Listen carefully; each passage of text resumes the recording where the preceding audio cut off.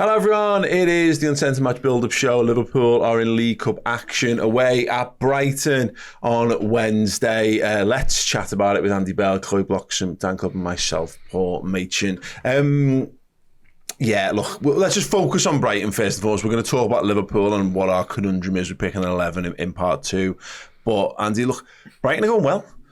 Surprisingly well. I had a general sense that they were having quite a good season, but I've been so Nottingham Forest this, Nottingham Forest that. The 6th in the Premier League, they're on the same amount of points as Nottingham Forest. They're above Tottenham, they're above Brentford. Fulham are having a good start to the season, they're above them as well. They're only a point behind Chelsea, who have obviously had this resurgence under Maresca in recent weeks. So we don't know quite how they will approach this game, but we know we play them twice this week, and we know that it should be a tricky game, no matter what for them.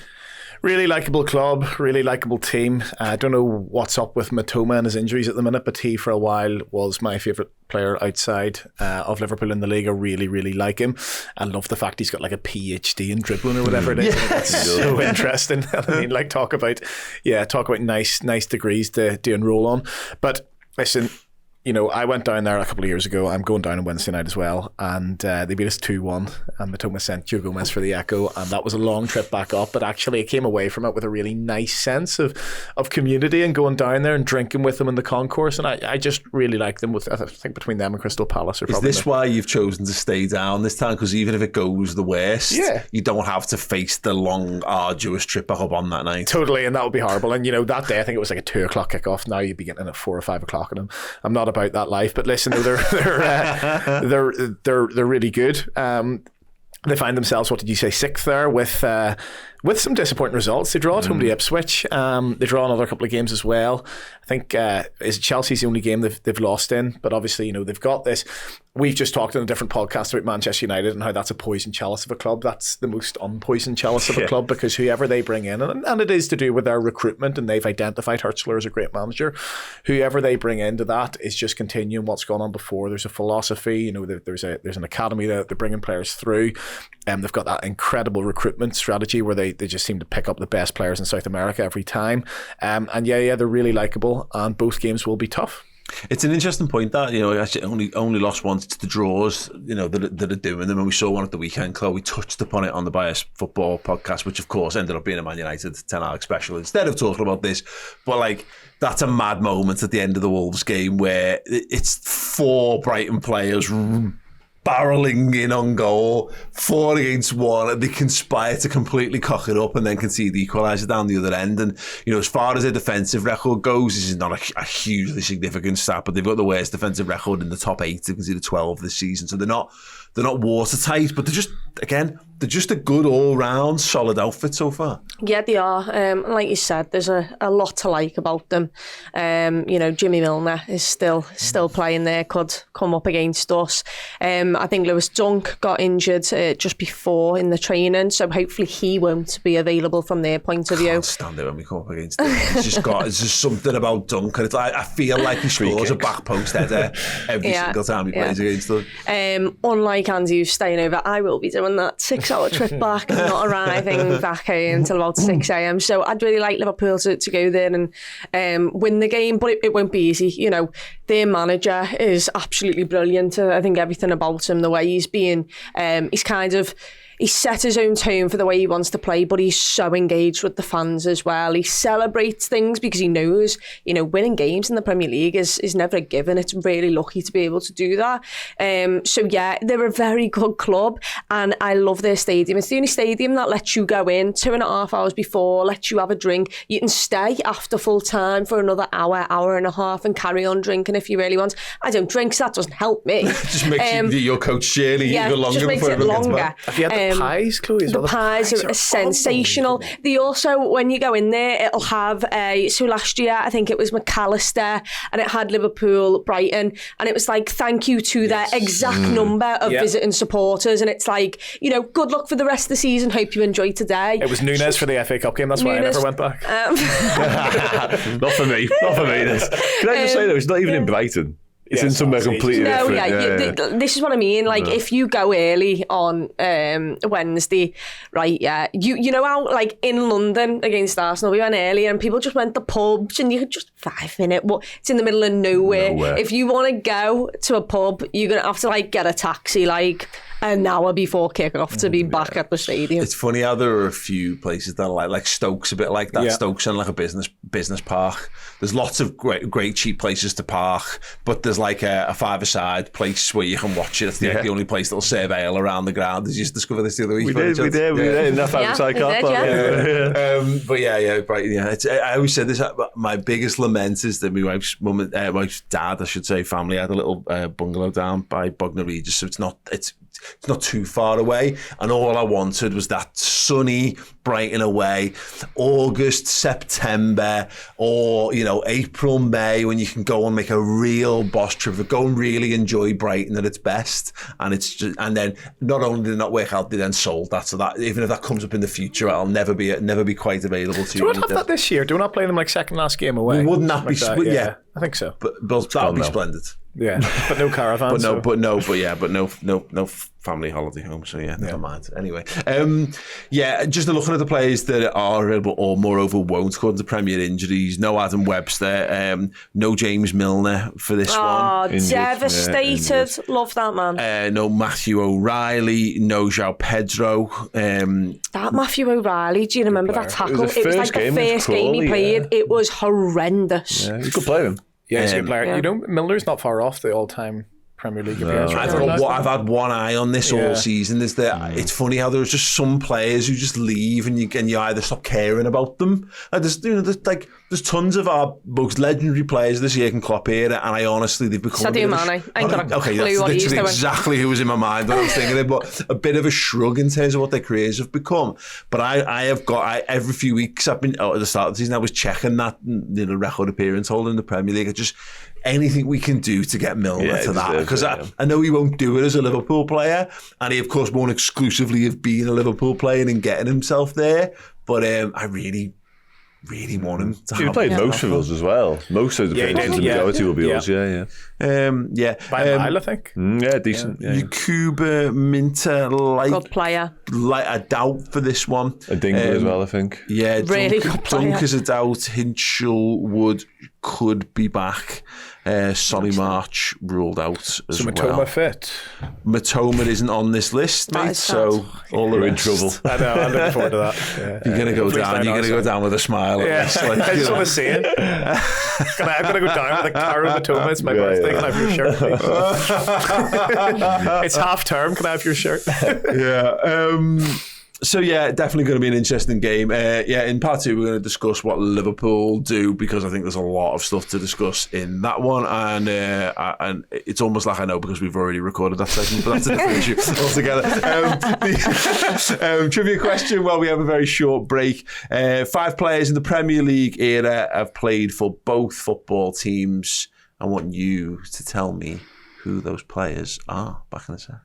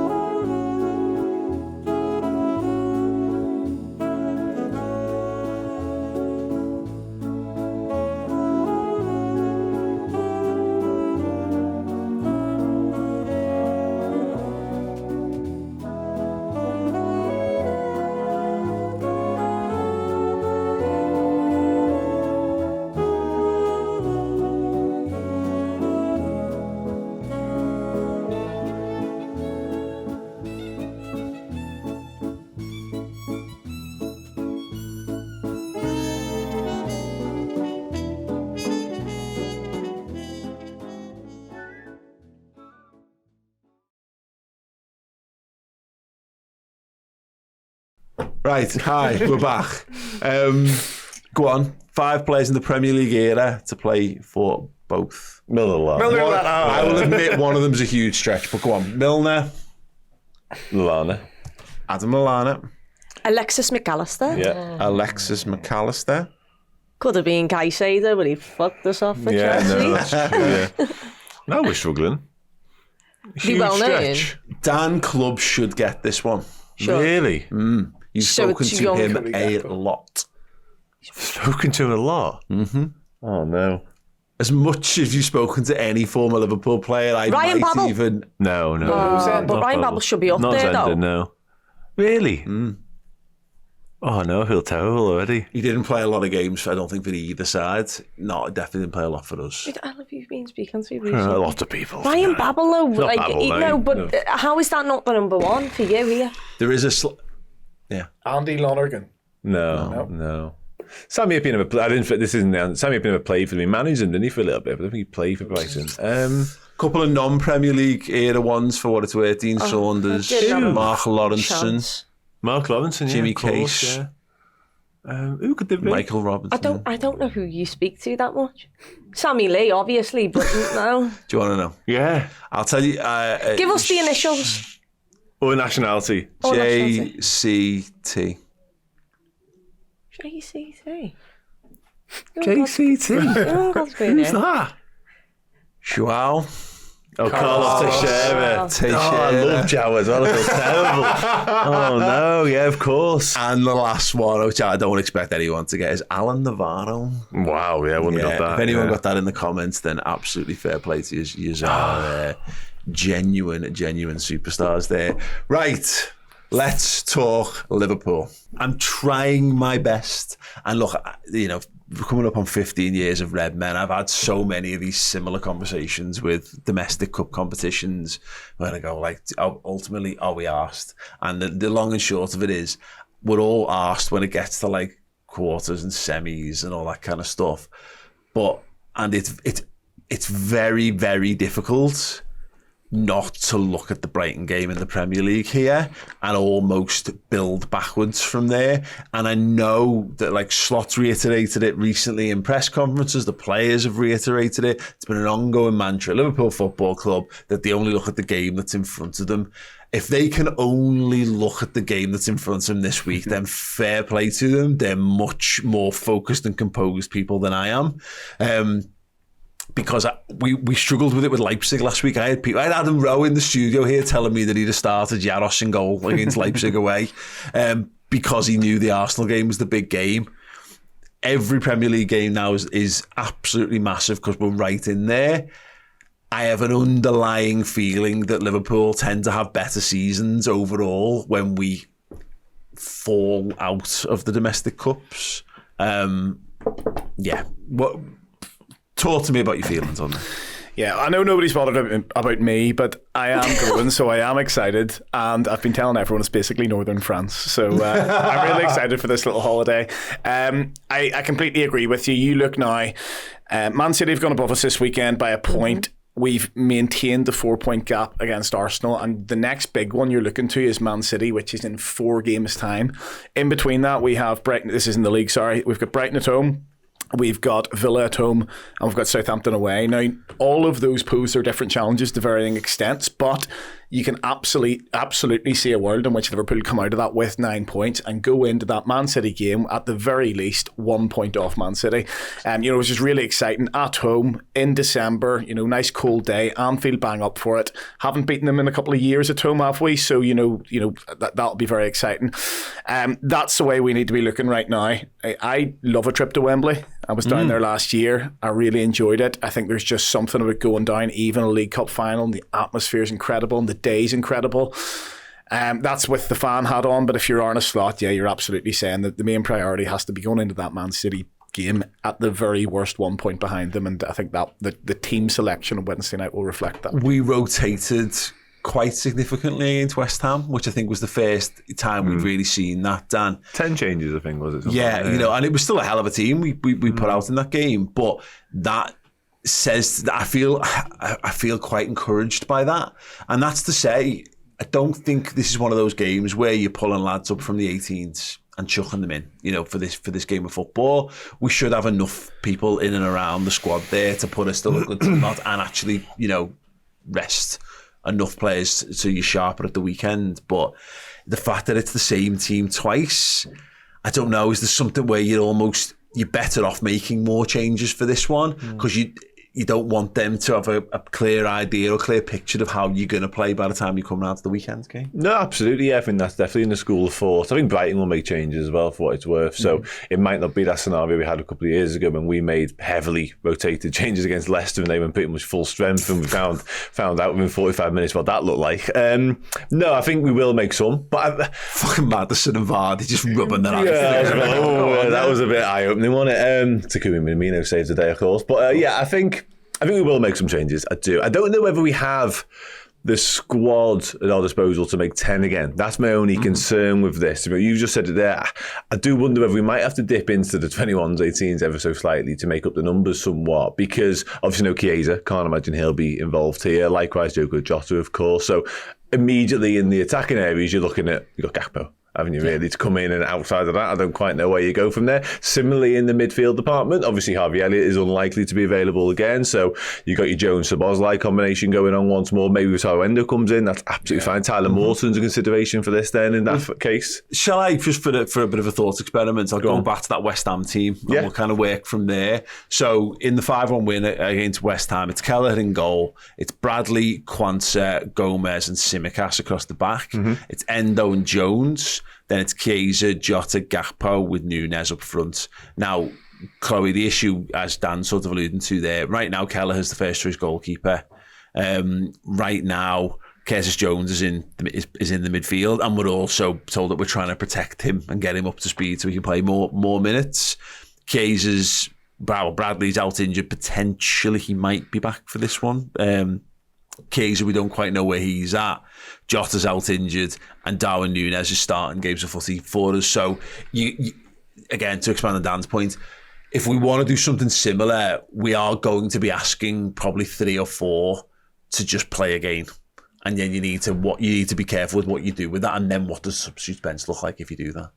Yeah, it is a tough one. And ultimately, I'm going to be that boring person that says that the Brighton game at the weekend is far more important. So, I mean, whether I'll think that at 7:15 when I'm actually inside the ground is a different thing. After like 6 hours on the coach. Yeah, exactly. But right now, my outlook is that Brighton game is more important. If Bradley's back, that back 4, I mean, look, Kelleher is just going to have to play. I mean, you can bring Yaros in. I think he might do Yaros. I think he might do Yaros, yeah. You can bring Yaros in. It's an interesting call, that. What would you go with that? Probably, yeah. Probably. I think so. I think, Kelleher's at a level now where he's more than passable as backup. In fact, he's an excellent backup. He's the best backup in the league. And, Yaros, you've ultimately kept him around this season instead of loaning him out. He had a very successful loan last year, won the league in Austria. There has to be some sort of a carrot for Yaros to look forward to. He was, yeah. I'd give him a chance. Yeah, I think give him, but as Andy sort of alluded to there, like he spent some time in Ireland prior to that as well. Obviously, Sturm Graz loan. He's got good first team exposure, so it won't daunt him necessarily. You know what I mean? So I think it's a more than fair shout. And as for the rest of the back 4, that back 4 is absolutely sound with me. As long as he honestly really likes Kostas Tsimikas, so it might be a case of he might play Robbo this one. You just don't know what he thinks is his best fullback. What he could do with the back 4 potentially, if Conor Bradley isn't fit, he could go Gomez right back and keep one of Virgin Canate in situ. Rotate it half time. And rotate the other ones, Do a 45-45 thing, which Klopp tended to do last season, and that's another possibility here. And then on a couple of the other players we mentioned there, yes, it would be sort of 2 games in a week for Jones and Núñez, but Jones and Núñez haven't played that much football, so they should probably be able to play 3 games in a week and sort of get us through this. My only problem with Núñez is he literally is you then ask Gakpo to be your striker if anything happened to Núñez, which is perfectly fine. Love Gakpo, but then if Diaz has a bad game, what are you doing? Who are you bringing on that left wing? It really does lower your bench. So that is my only problem about Núñez, is the fact that he's clearly being chosen still as the striker game in, game out. if he gets a knock, you are lowering your... Why wasn't Trey Young on the bench at the weekend? He played unders. in the unders. 21s. Why did he do that when we had two Don't goalies look on the at bench at me. the Emirates? Yeah. Because, like, I mean, that will be another body to throw into the mix, Yeah, which is definitely a absolutely, good thing. Which I'd love that. Yeah, I mean, He was by miles the best player as well, He's wasn't something, he? isn't he? Probably the youngest as well. Did he come on against West Ham? Neone?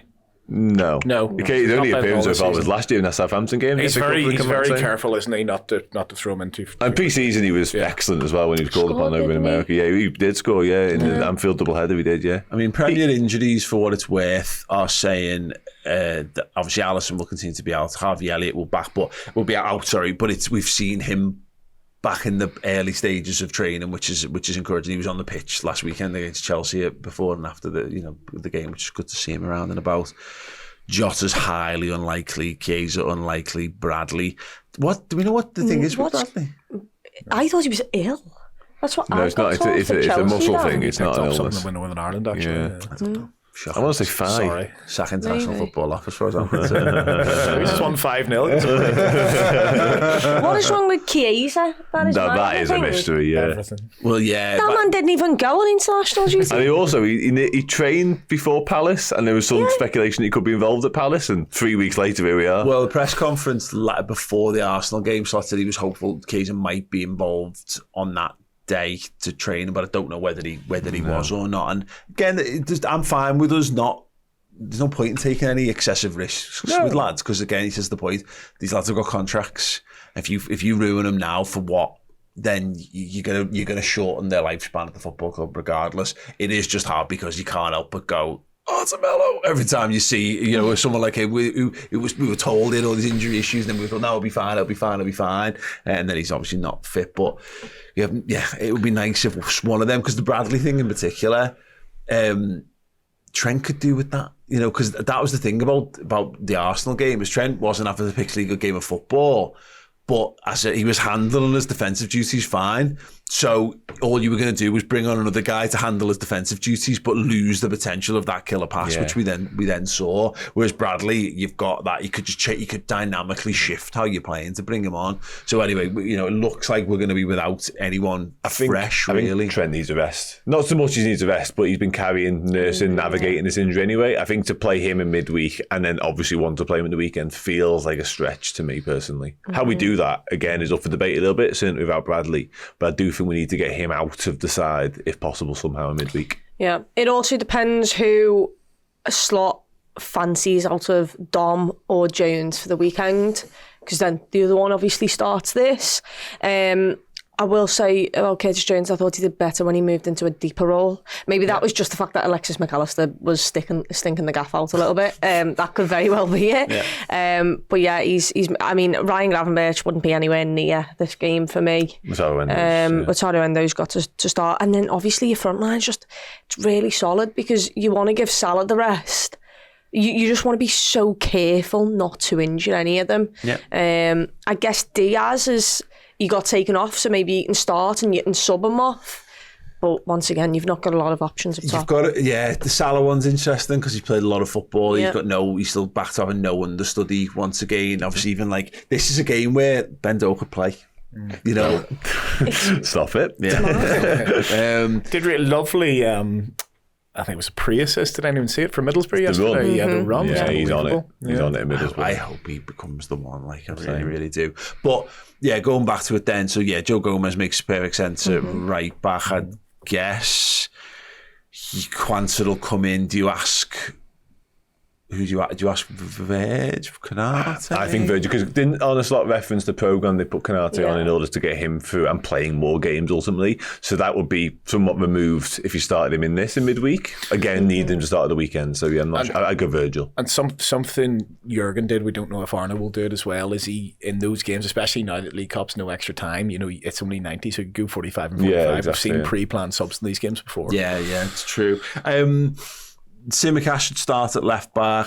I would start Jaros in goal. I think that should be absolutely fine, unless it's just like Keller has pre-agreed that he plays them no matter what, and he's not going to turn down more. No, that's minutes. true. That is true. We're going to make him a better goalie for when we need him. But I'm not against the Jaros thing at all. I wouldn't be against Endo and Tyler Morton starting in midfield, because I think you've got to get minutes into the legs of all of your midfields. And if we're not sure on Curtis, if we're still working him up to that, Curtis would probably start in midfield for me. I think I would go Endo Jones if we're fine with it. Mm-hmm. But actually, just putting Tyler Morton on the pitch means that that's a win for me. That's quite an easy win. It's the League Cup. Yeah. This might be a last chance, because if you get knocked out, even you can put a good team out and get knocked out. Brighton are a good side. Then you're missing opportunities then, because it's just Champions League and Premier League until the new year and beyond. So I would do that, and then probably Szoboszlai, just because he came on as a sub, so he only played half an hour at the weekend. Ooh. Do you just stick with Darwin?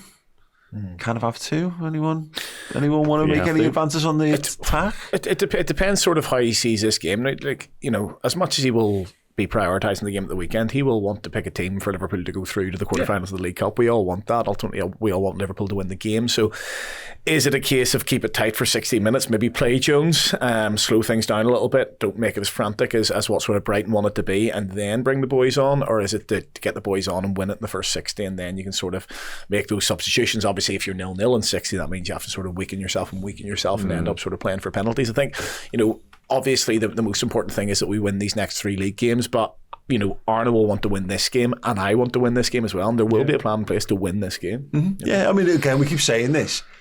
Klopp always wanted to win it, but he wanted to win it with the weakest possible team that he could put out, and I'm hoping we kind of do the same. Not at the expense of, Yeah, and that in that regard, then I would be saying Nioni on and saying, if you can get into a healthy situation on the bench, or if you get into a healthy situation, he's the sub rather than McAllister, Jones, or Szoboszlai, whomever it is, your more senior choice. Mm-hmm.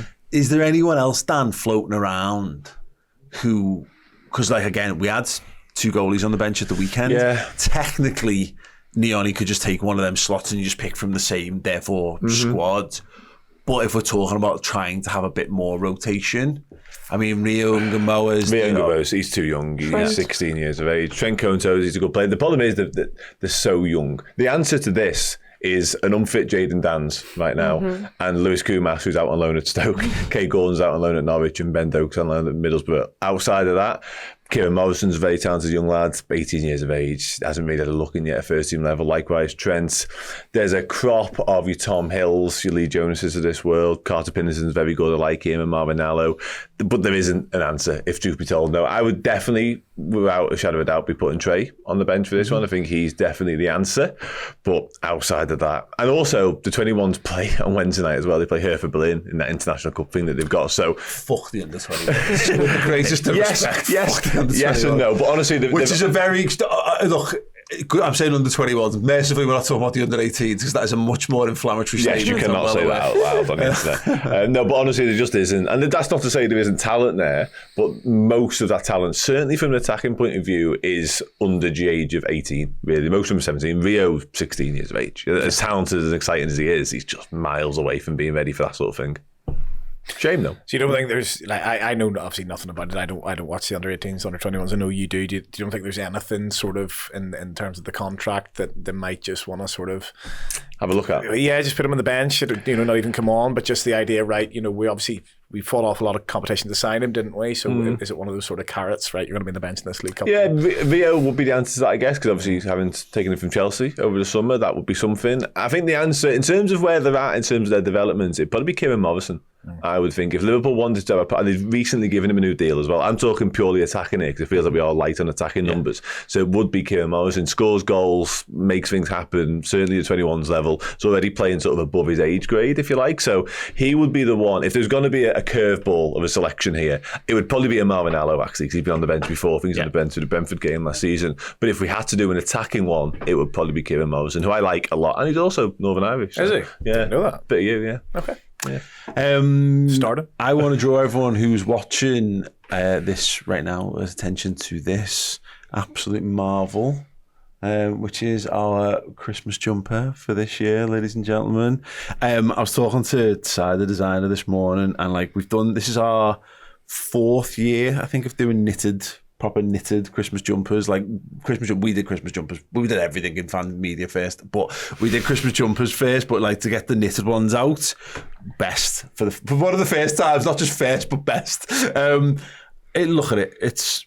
I mean, sensational. Just look at it. It's a thing of absolute beauty. Head to redmenmerch.com. These are available in stupendously limited numbers because it's one of those things we do so much like direct to garment kind of print to order stuff. These are not. These have to be made. So yeah, we've ordered a batch of them. If you want to pre-order one, do it, but do it very quickly on redmenmerch.com. Indeed, it is an absolute stunner and it will sell out, so grab one quickly while you can. And yes, I am aware it's October, but early bird gets it. So what? It's nearly November. Exactly. Sack is all off. As soon as it's May and my birthday's gone, I am looking towards Crimbo. The second that we're through Halloween, and I know it was somewhat extended into Bonfire, but you're going to see Christmas decks going up. I'm not saying I'm all in on that, but you will, so you might as well get your jumper box. Honestly, I'm surprised. This time last year, we were sat up in the office with our... Have we done that already, had we? Yeah, something like that. It was a couple of weeks earlier. There was Christmas music everywhere. For the advert, though, not just No, for the advert, yeah. just for the socially. advert. We didn't just socially do that, but it was a lovely time. I really enjoyed it. Absolutely, yeah. Grab one of them while you can, because I get it. It's like December. They'll be gone by December. So just get moving if you want one. If someone's ordered us one. Yeah, me too. I'll send so. Yeah, there you go. Okay, very, very cool. Thank you so much, everyone who's joined us for this one. Are we feeling confident about this one? Do we care? Yes and yes. And yes. Yeah, yes and yes. Yeah, I'll care because it's a Liverpool game, but I care. I want to win a game of football, but I'd take the 3 points at Brighton before anything. So, both silverware. Isn't it? No, I do like that, but also, Well, let's just consider that team that we finished with against Chelsea in the League Cup final last year. Obviously, where it's synonymous with Liverpool, we've won it the most times, haven't we? But also it's now becoming synonymous with like really strong young Liverpool teams as well. And I sort of feel like we have won it the most times. City threatened us for a while, but I think we went back top of that chart. It's become synonymous with a really strong Liverpool academy that Jurgen Klopp helped to build, and obviously everyone else. So as much as it may be a young side, it may be an experienced side, we've been there before. We've had that siege mentality before. The LA with 2 minutes to go, in extra time against Chelsea was incredible, and I would just love to be there again. I would love those lads to be there and feel like they've contributed. There's some good games, isn't there? Because Newcastle, Chelsea, one of them have got to be out. It's Spurs, City, isn't it? One of them have got to be out. Preston, is that what I said? Oh, give me exactly. that. That's a invincible derby. Yeah, Aston Villa, Crystal Palace, and Man United face Leicester. So who knows how they're going to get it in? Honestly, what's the say? I missed it. The invincible derby, Preston against. It's like those lads with Stone Island coats in it. Like any possible chance and opportunity to let you know that's what you've got. Look, again, it can open up. It can, if City get knocked out, then it's literally just City. If City get knocked out, it opens up for you. It really, really does. Who have City got, did you say, sorry? Spurs. Away. Nice. Yeah. Chelsea have Newcastle away, but they just beat them at home, didn't they? 2-1. That could be. They got so many players though. They could keep coming back to though. Semi-finals. They've split it. It's still 2 legs, but it's split between January and February this time, which is stupid. But you've got 2 Champions League games in January, and we notoriously fall to bits in January anyway. So I'm whatever. And last season we get a really nice run to the final. Let's be honest, we have a really nice run. We play Fulham in the semi-final. You shake hands on that all day long. So do Chelsea. They play Middlesbrough, don't they, in the semi-final? And that's not our fault that other teams can't win their games. But I haven't seen the fixture list. As much as there are some games where there's 2 big teams playing against each other, there'll be plenty of games where there's 2 really poor teams playing against each other, and then one of them gets through. One of them gets through, and you might draw one of them, or 2 of them might draw each other, and then that's your semi-final. It's just that thing. Look, without getting a bit existential on it all, it's like what's best, and in some regards, getting a big team's all right because you can win and you win, go through cool, but if you lose, then no one really bats an eyelid because it was a good game of football and you've lost to someone good. But if you get through and you've just got loads of easy teams, all of a sudden you've got to do it. You've then got no excuse but to absolutely go flat out for it. And I agree, those moments are wonderful and winning silverware, but League Cups and FA Cups are like, come on, they're addendums. They're like, you know, they're Not for Slot, though. We say that, but like, not. He's got an opportunity. We're second in the Champions League and we're second in the Premier League right now, and they're there. You know, but by comparison, there's a long way to go compared to the League Cup. Yeah, but like a long way. But there always is. The League Cup is the League Cup always is like 3 games and you're there, isn't it? But it doesn't. I'm not sure that it adds. I think you don't parade the League Cup is what I'd say. The League Cup is all right if you get to it and you can add to what you're doing, fine. But sadly, I'd parade the League Cup. We should have paraded it last year. We should have had an open top bus at the end of the season, as far as I'm concerned. I agree that you don't parade it, and I completely get what you're saying. There's sort of, well, actually, for me, I sort of hold it on the same level as the FA Cup, and there'll be people watching this will be screaming at their screens right now. But for me, in the age I am, I really like the League Cup. I like the way you get it out of the way early. I like midweek games, you know, where you sort of get to see some fringe players at the start of the season, and obviously, you know, the final is sort of in February. I really enjoyed it as a competition. I've got a lot of love for it. It's the first trophy I ever saw Liverpool lift live a couple of years ago. First trophy I really saw Liverpool lift in 2012 as well. And won it. Like that's the only trophy we won in 14 years, was it? Between 2006 and 2019. Yeah, 13. So it holds some happy memories for me. And there used to be like a real curse around it, didn't there? Where like it seemed for like a period of time, every team that won it then had a shocking rest of the season. Remember Birmingham won it and didn't they go down that year? Yeah, they were. Arsenal won it a couple of times and same thing. And obviously, you know, after we win it in 2012, we're pretty much atrocious, certainly in the league until the end of the season. Yeah.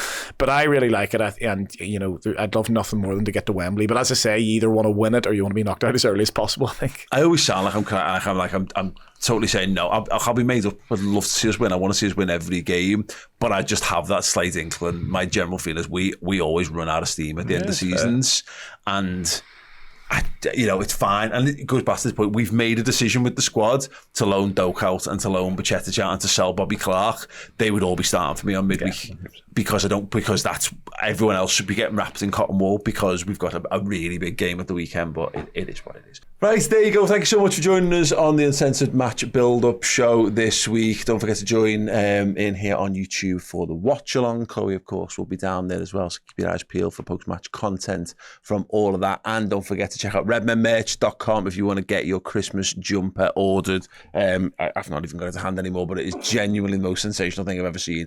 Go and get your peepers around it at redmenmerch.com. Drop a like. See you soon. Ta-ra.